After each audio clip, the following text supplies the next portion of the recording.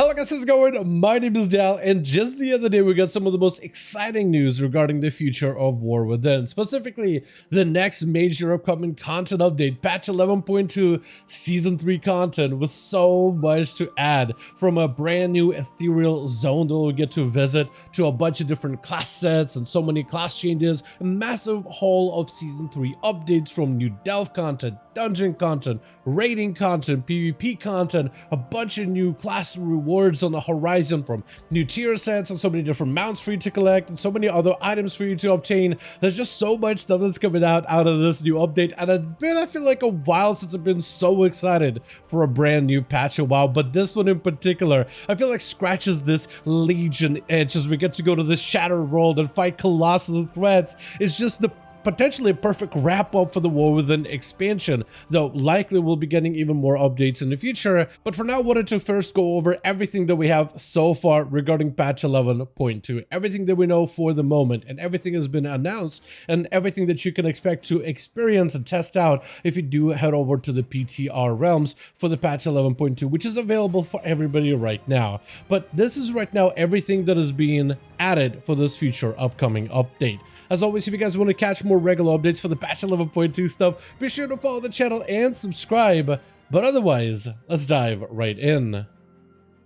One of the first features being literally in the backdrop where I am, the new zone of Karesh, a shattered homeworld of the Ethereals devoured a while ago by the Void Lord Dimensius. You'll be able to explore this shattered zone, which is like so broken up with various little islands. There's also Tezaveshus here, which is going to be mostly your main player hub, with all your vendors and all of your different crafters and it's a whole city of traders, so it makes sense for them to finally find a way to use this mega dungeon as a proper trader's hub. But the actual zone itself is a bunch of broken up islands, very similar to Argus if you played back in Legion. How instead of having your separate zones, it's just massive islands that are just all floating with a massive backdrop. And the zone is haunting. It is a little bit desolate, but gorgeous in its own way. And being able to explore it for the first time with some of the different creatures and environments, especially with some of the ecodomes that they built up, which really just contrasts this whole barren wasteland with just a flourishing life at the same time. It just looks absolutely fantastic. It is really cool to see the Ethereals, but also the Brokers of Shadowlands coming together, fighting the big bad that is the Void Lord Dimensius. And like I said, Tezavesh, the Veil Market, is returning as like a main player hub area. You will have access to the dungeon of Tezavesh as part of the seasonal content, but the actual area has been transformed with new activities and things for you to do, from enemies to fight, quests to complete. There's a whole main storyline that involves using the main hub of Tezavesh, allying yourself with the cartels, but also the Ethereals, and how they end up coming together as two allied forces for you to interact with. The hub itself has been transformed into like a proper area, almost like a second Dornogal in a way, almost like another capital city away from home. And it's kind of really cool how they did some touch-ups for the zone to make it a little bit more livable in and even functional.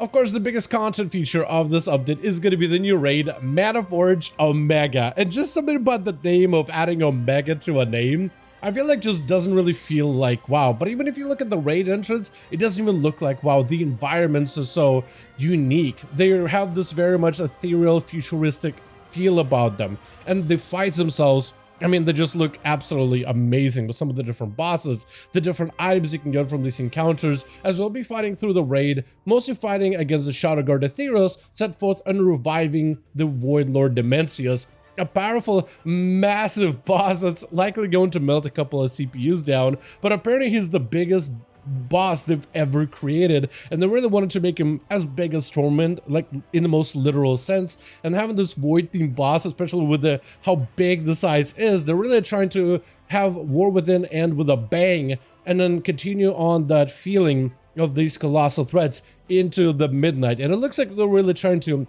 really spike up the stakes for this raid in particular. As we get into the patch 11.2, we'll be getting an artifact, not a weapon, but rather an artifact cloak this time around, an upgradable item that we'll be able to utilize within the zones of Karesh for a variety of different activities. It's a cloak with the powerful bonuses that you'll be able to upgrade over time. Seeing it visually get upgraded a little by little, that will give you almost this ethereal style abilities within the raid, dungeon, and even the open world.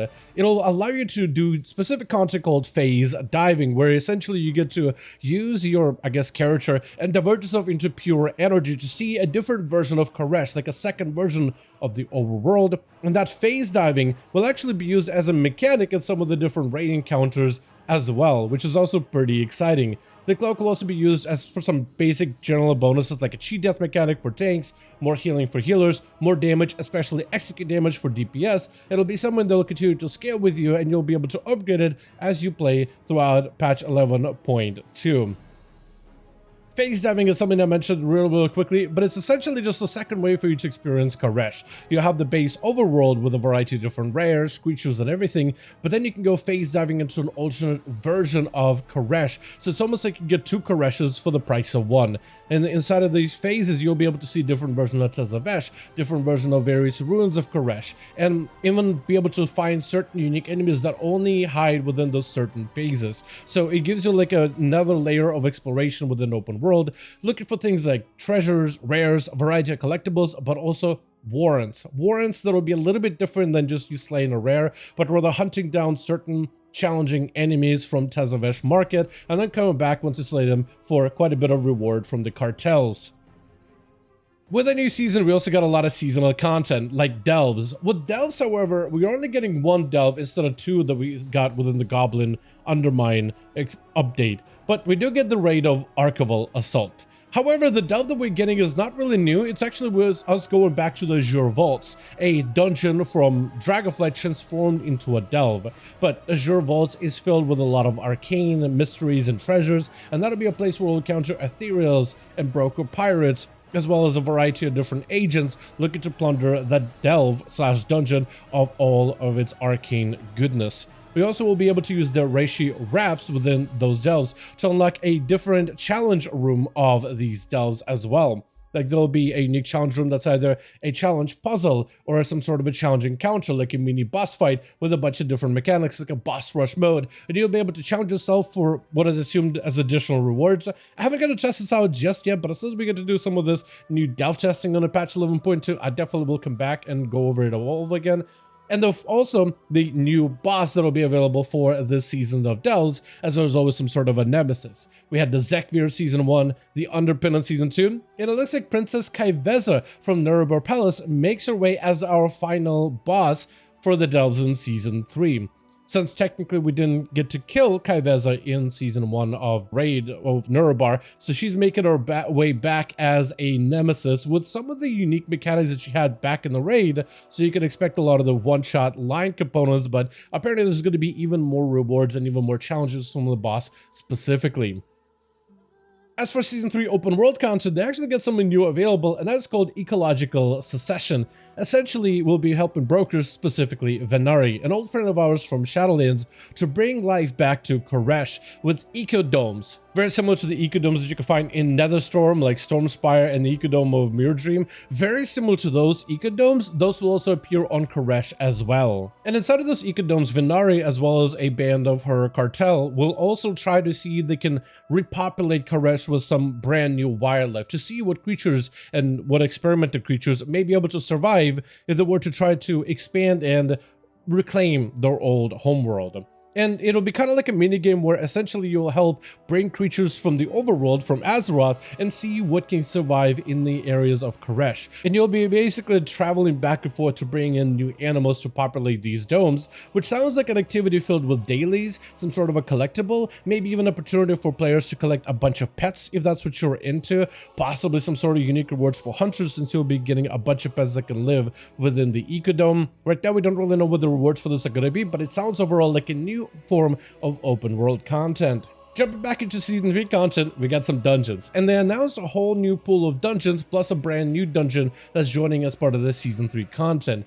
The new dungeon specifically is going to be Ecodome Aldani. It's a 3-boss encounter where you'll be fighting through one of those ecodomes throughout some of the different enemies that are trying to plunder it for whatever it is worth. Fighting through various creatures such as Devourers from Shadowlands, which will be making their way here, I assume from Tazavesh. The dungeon will also have a bunch of different cartels, mostly ethereals, and the Shadow Guard that are trying to plunder it for whatever it is worth.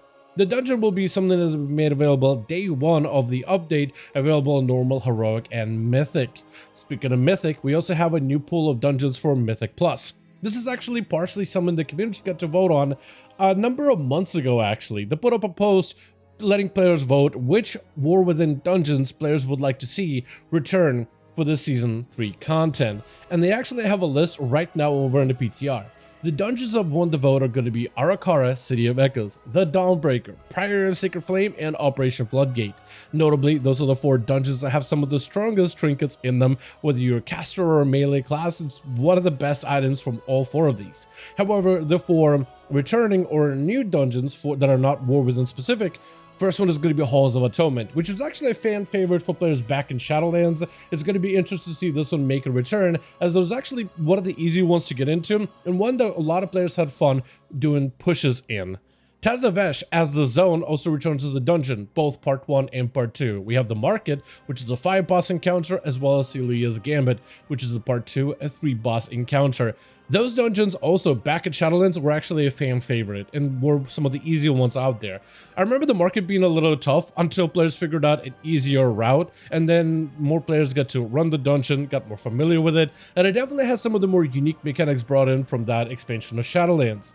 As well as Ecodome Aldani, the new one, will also be joining the roster of Season 3 dungeons. What's also to note here is Tazavesh will be coming back as a mega dungeon as well, and you'll be able to run it if you want to in hard mode immediately, which means slightly more challenging content but without a timer, but with better rewards. So it's going to be interesting, and it will give players a lot of opportunity to farm the mount that is available from Tazavesh, get a lot of the gear early on, which it does seem like all those dungeons will be available day 1 on Mythic 0, so you'll be able to start getting champion track gear from these instances fairly early on, which is going to be quite massive, especially when you're trying to gear up before a brand new season.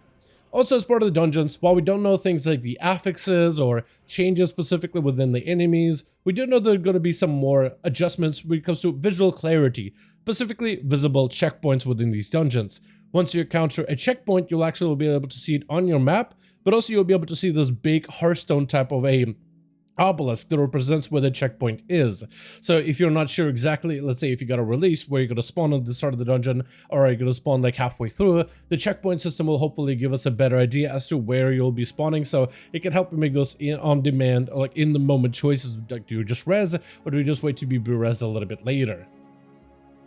Part of the patch 11.2 also is going to add a bunch of new class updates and tier set changes. These updates are going to roll out for classes in particular and some of the revamps over time, but already they're looking to revamp number of specs like Shadow Priests, Brewmaster Monks, Frost Death Knights, Unholy Death Knights, and so many more. And they're doing a bunch of talent changes for some, while complete reworks for others. So there's going to be a wide variety of different changes that we're yet to see over the next few weeks. They also got a bunch of tier sets which are very, very unique, as the tier sets not only actually look really good, like look at the mage set right here. Let me actually put on the hat that it comes with. You got the full wizardry hat and everything, the plume. Not my favorite set, but definitely one of the cool ones out there. However, if I had to pick a class that got one of the best looking sets, I think the Shaman one looks actually amazing. This is definitely one of the best ones out there, although the shoulders for that one are missing. But the shoulders, the helm, the everything looks absolutely amazing. Another one the players were absolutely loving was the Paladin set, which looks so unique. He got this whole Crusader, Cavalier type of look to it. The recolors for it are also amazing. It obviously has very Stormwind colors to it, but even the ivory, like the ebony and ivory type of look at the Mythic set also looks kind of amazing. This one really took a lot of players by storm. And of course, it feels like Warlocks, no matter the expansion, are constantly winning when it comes to their sets, as their helm in particular just looks like a void, or I guess it could be a fiery maw if you want it to be, but this looks absolutely amazing. The whole silhouette of this thing with the tome on the side and the belts that are massive, not even like an offhand piece, literally part of the actual armor set, looks absolutely amazing. And what's really cool about the tier sets is they're extra unique because they're not going to be spec-specific tier sets. Instead, the tier bonuses will change depending on your hero spec instead. So they're not class tier set bonuses, they're hero spec bonuses. They will adjust a little bit depending if you're a Frost, Fire, Arcane as a mage, for example. But on my mage right now, I am a, what am I? Spellslinger. So my tier set bonus is going to deal with Spellslinger, Splinter, damage specifically, and following up on different talents that interact with the rest of that Spellslinger kit.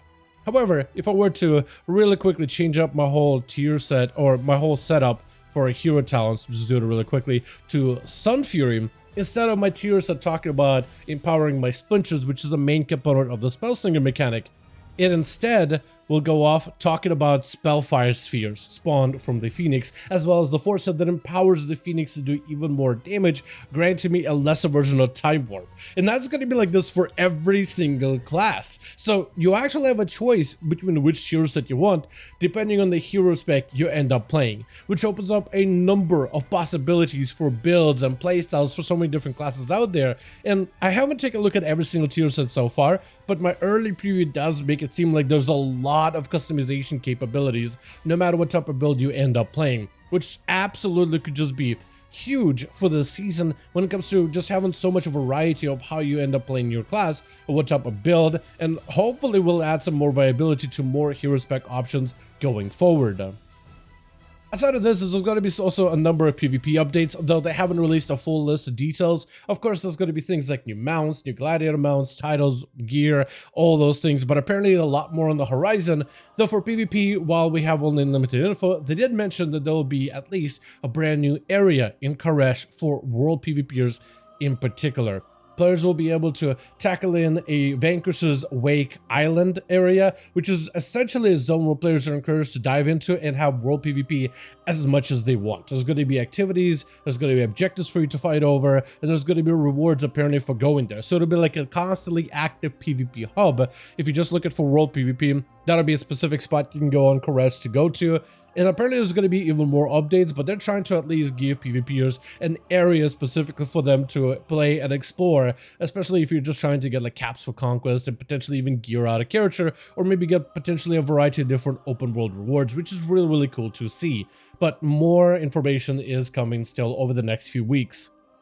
But with that, as always, I do want to thank all of you guys so much for watching, and I hope you guys did enjoy this update. If you did enjoy it or found it informative, go ahead and give this video a like. I would very much appreciate it. Also, join our Discord community, especially if you want to keep up with the newest additions and changes within the patch 11.2. Also, let me know your thoughts in the comments down below. And as always, I'll see all of you guys in the next one.